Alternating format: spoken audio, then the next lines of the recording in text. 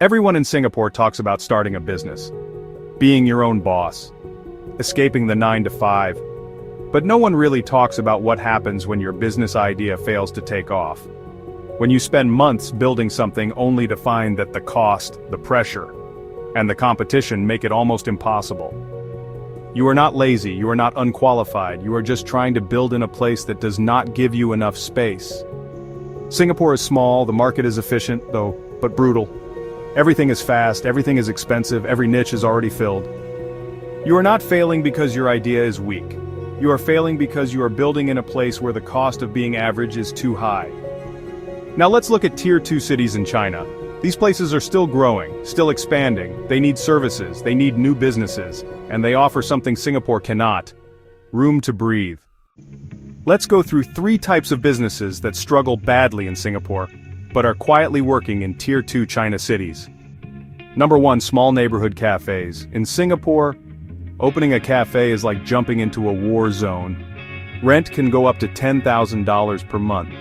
Hiring is tough, you need to pay high wages, meet government regulations, and still struggle to find reliable help. And then you are fighting with well-known chains, trendy pop-ups, and dozens of cafes that all look the same. Margins are thin, expectations are high, you can do everything right and still close down in under a year. Now imagine this. In a Tier 2 city, a good street-level cafe space can cost around $1,000 in monthly rent. Labor is more affordable. You can hire a team without bleeding cash. And customers are curious. They are still excited about cafes, it feels new to them, special, not just another coffee place. You do not need to be fancy, you just need to be present. Number 2. Tuition and enrichment centers. Singapore's education space is highly developed. There are actually hundreds of tuition centers out there. Regulations keep changing. Parents are picky and price sensitive. And competition is fierce. Even if you open a center, you are fighting for attention, credibility, and margins. And now, more parents are turning to free online content or established brand names. The space is overcrowded. In China, it's a different story, especially when it comes to non-academic programs. Parents there really want their kids to learn things like public speaking, coding, foreign languages, and soft skills too. Singapore-style math and structured enrichment programs are actually seen as premium options, and foreign teachers and global models are pretty well respected. And the cost of setting up is much lower, honestly. You can rent an entire learning space for less than what a small classroom would cost in Singapore. There are fewer rules, more demand, and more curiosity too. If you know how to teach, you can build something meaningful without having to fight against giants. Number 3. Elderly wellness services.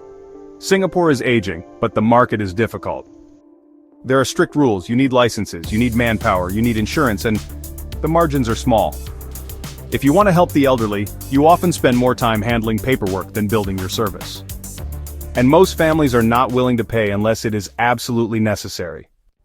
In Tier 2 China cities, there is a huge gap. The population is aging fast, but support services are still limited. Families are looking for care. They want physical therapy, day activity programs, companionship, nutrition help, and movement classes. And they are willing to pay for it. You do not need a massive clinic. Even small mobile teams or wellness spaces are enough to create value and income. In a market that respects care and is still open to new models, you have space to grow. So what does this mean for you? It means your idea might actually be good. It just needs a better place to live. Singapore is great for stable jobs, banking, and global networks. But for small businesses that need time to breathe and space to grow, it can be pretty crushing. Tier 2 China cities are still opening up, they have needs that are not fully met. And they respect the quality, structure, and service style that Singaporeans naturally bring. You do not need to pack up and move. You do not need to take a big risk. But you do need to start looking, start asking questions, start seeing what is possible in places that are not already saturated. Because someone out there is already building the same thing you wanted to build, with less cost, less pressure, and more upside. And they are doing it quietly, which means by the time Singaporeans notice, it may already be too late. So tell me, which of these 3 businesses speaks to you? Have you ever tried one in Singapore? And would you consider testing it somewhere else if the cost and risk were lower?